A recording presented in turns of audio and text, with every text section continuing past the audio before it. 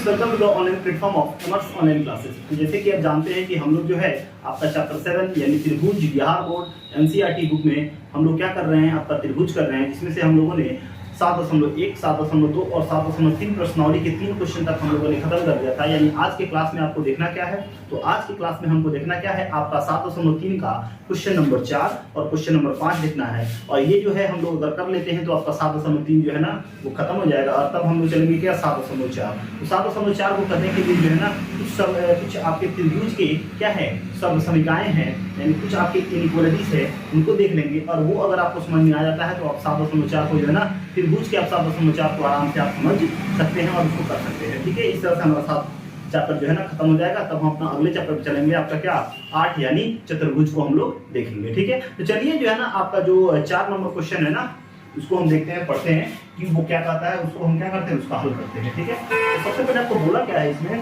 बोला हुआ है कि बी जो है ना वो CF एक त्रिभुज ABC के 2 बराबर से संलग्न है। तो सबसे पहले क्या है, त्रिभुज ABC बोला हुआ है तो त्रिभुज ABC बनाएंगे। ठीक है, तो त्रिभुज आपका A B और C बनाएंगे। अब B से क्या बोला हुआ है, B से E एक लंब बोला हुआ है, B से आप क्या बनाइए, E एक लंब बनाइए। और C से F, C से क्या बोला है, F एक लंब बनाइए। ठीक है, और दोनों बोला हुआ है कि जो CF जो है ना वो B के क्या है, इक्वल है। तो आपको यहाँ पे दिखाना है RHS सर्वसमता से, RHS सर्वसमता से हमको सिद्ध करना है कि ABC जो है ना आपका क्या है, एक समद्विबाहु त्रिभुज है। ठीक है, सबसे पहले यहाँ पे क्या लिखेंगे, दिया गया क्या दिया गया है, दिया गया है ये कि आपका जो CF है वो इक्वल है किसके, B के।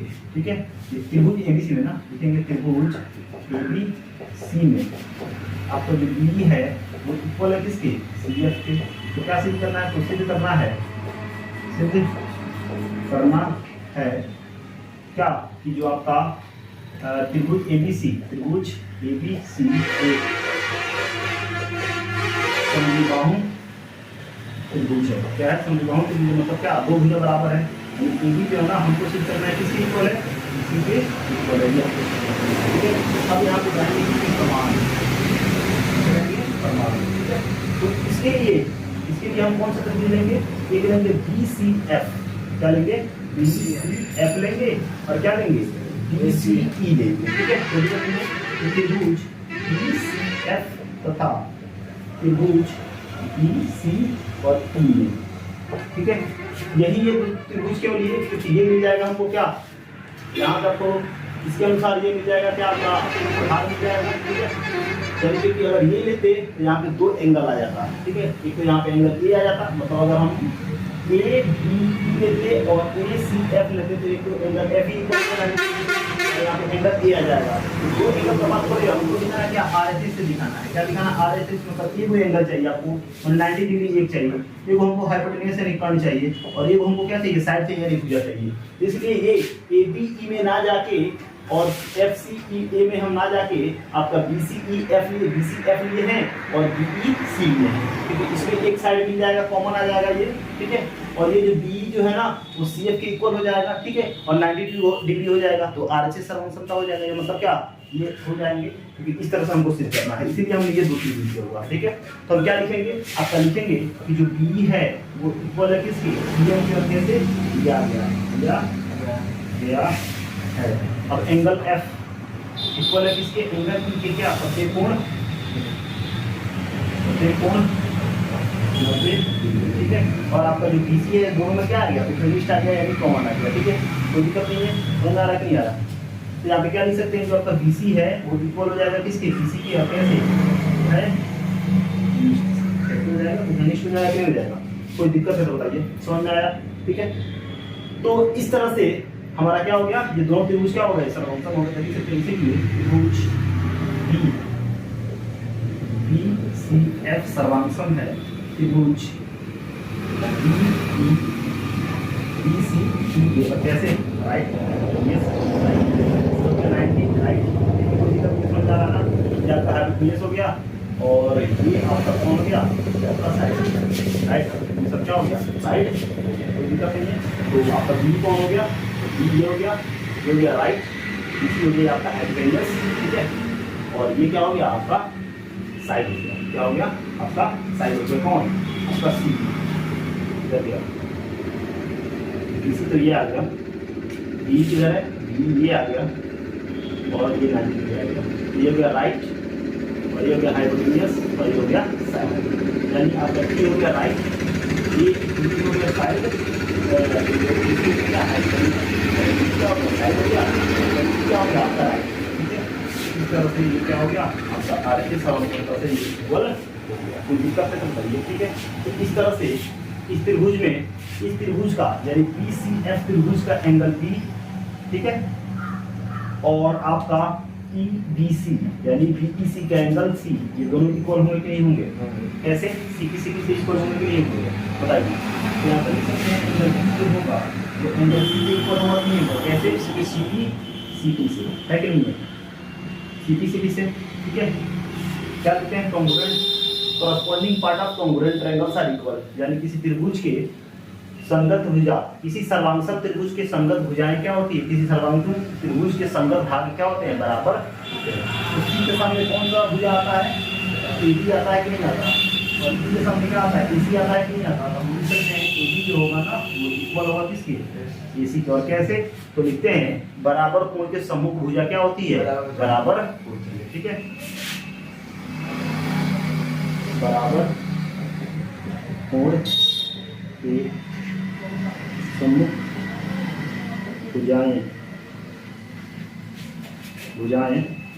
बराबर होती है। तो AC BC की इक्वल हो गया, ठीक है, AC क्या बोलते हैं? AC AB की इक्वल हो गया, तो हम क्या सकते हैं? इसलिए लिख सकते हैं त्रिभुज ABC यानी AB BC की इक्वल हो गया। और जाते हैं किसी भी त्रिभुज के दो, किसी भी एक त्रिभुज के दो भुजा अगर बराबर हो जाते हैं तो दोनों त्रिभुज क्या होंगे? आप समद्विबाहु होंगे। क्या हो जाएंगे? आपको ये समद्विबाहु हो जाएंगे, समद्विबाहु त्रिभुज। और इस तरह से आपका जो है ना 4 नंबर क्वेश्चन खत्म हो गया। अब चलिए अगले स्लाइड में देखते हैं कि आपका 5 नंबर क्वेश्चन देखते हैं कि 6 नंबर क्वेश्चन क्या होता है। चलिए देखते हैं। तो अब जो है ना आपको देखना क्या है, आपका जो लास्ट नंबर क्वेश्चन है यानी 6th नंबर, उसको देखना है। ठीक है, तो 6th नंबर में क्या कह रहा है कि ABC एक समद्विबाहु त्रिभुज है। ABC क्या है? एक समद्विबाहु त्रिभुज। तो सबसे पहले बनाइए एक त्रिभुज ABC।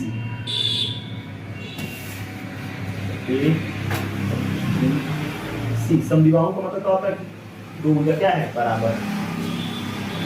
इसमें AB जो है ना AC के इक्वल है और AP जो है ना, AP जो मतलब क्या है? लंब है BC पर, यानी AP जो है ना ये A से बना, ये क्या है यहाँ पे P, और ये क्या है? लंब है किस पे? BC पर लंब है। ध्यान दीजिए इधर, दर्शाइए कि एंगल B जो है ना वो C के क्या होता है? इक्वल होता है, मतलब दिया गया है, दिया गया है। क्या दिया गया है? तो ये दिया गया है कि त्रिभुज ABC एक समद्विबाहु त्रिभुज है, एक समद्विबाहु त्रिभुज है। तो समद्विबाहु त्रिभुज है तो AB जो है ना दो भुजा तो बराबर होगा, AB AC के इक्वल होगा। ठीक है, समझा रहा है ना? और ये जो AP है इस पे क्या है? लंब है। क्या है? लंब है, यानी एंगल P क्या है? आपका लंब बोला हुआ है। ठीक है, समझा रहा ना? ये क्या है? आपका लंब है। इतना में कोई दिक्कत बताइए। ठीक है, तो लंब है तो इसको अगर मान ले यहाँ पे इधर भी लंब होगा, अगर इसको एक मान ले, इसको दो मान ले, तो बताइए ये दो, ये भी 90 डिग्री होगा कि नहीं होगा? ये भी 90 डिग्री, यानी एंगल एक एंगल दो क्या होगा? इक्वल। ठीक है, समझा है ना? क्यों? 90 डिग्री। ठीक है, कोई दिक्कत नहीं है, तो बातों में लिख सकते हैं इसको। ठीक है, तो सिद्ध करना है, तो सिद्ध करना है। क्या सिद्ध करना है? कि आपका एंगल B इक्वल है किसके? एंगल C के इक्वल। ठीक है, क्या है? एंगल B जो है ना एंगल C के इक्वल है। इसको हमको क्या करना है? दिखा देना है। कोई दिक्कत नहीं समझ आ रहा है? तो अब यहाँ पे लिखेंगे क्या? प्रमाण। प्रमाण निकालेंगे त्रिभुज ABP और त्रिभुज ABC लेंगे कि नहीं लेंगे? कोई दिक्कत नहीं है। त्रिभुज ABC तथा त्रिभुज APC में, तो अब बताइए AB जो है वो इक्वल है AC के। कैसे? दिया गया है। और क्या है? आपका एंगल 1 एंगल 2 के क्या होगा? इक्वल होगा प्रत्येक कोण 90 डिग्री। और AP दोनों में उभयनिष्ठ है कि नहीं है? तो लिखेंगे AP इधर इक्वल होगा किसके, AP के कैसे,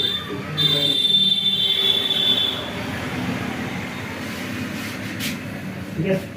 तो क्या इस तरह से हम लिख सकते हैं त्रिभुज ABP इक्वल हो जाएगा किसके, सर्वांशम हो जाएगा किसके, यानी आपका जो है ना APB जो है ना वो सर्वांशम हो जाएगा किसके, APC के। और कैसे, साइड एंगल साइड से, कोई दिक्कत है समझ रही है। या हम इस तरह से साइड एंगल साइड को तो लेकिन यहाँ पे क्या है, राइट है, यहाँ पे हाइपोटेनियस है, और ये क्या है, ये राइट, ये इसका हाइपोटेनियस, और ये क्या हो गया, साइड, यानी RHS हो गया, RHS सर्वांग समता से, सर्वांग समता से, कोई दिक्कत नहीं।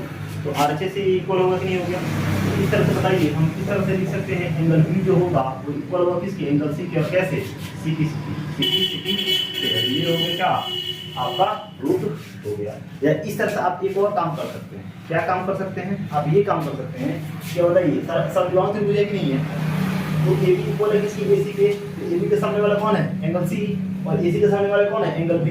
तो जानते हैं बराबर भुजा के समकोण प्राप्त होते हैं कि नहीं होते हैं। तो आप इस तरह से भी क्या कर, बिना कोई उपयोग भी आप इस रूट के अनुसार आप काम कर सकते हैं, कोई दिक्कत। तो इस तरह से यहाँ पे आप काम कर सकते हैं और आप सॉल्व कर सकते हैं, ठीक है। तो इस तरह से जो है ना आपका 5वां नंबर क्वेश्चन खत्म हुआ, और फाइनली आपका 7 खत्म हो गया।